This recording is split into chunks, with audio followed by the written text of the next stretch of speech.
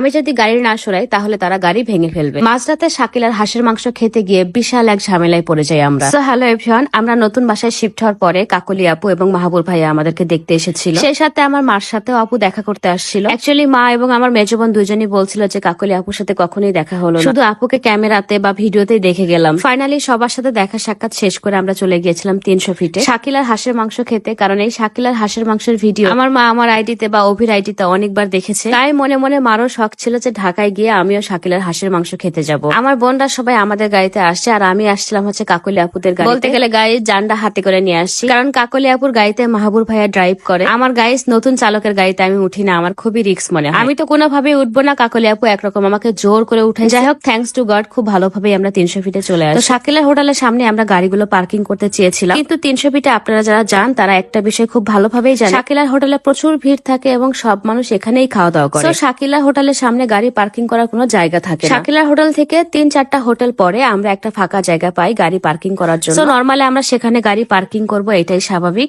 কিন্তু ঝামেলাটা আমাদের সেখানেই লেগে যায়। আমরা যেখানে গাড়ি রেখেছিলাম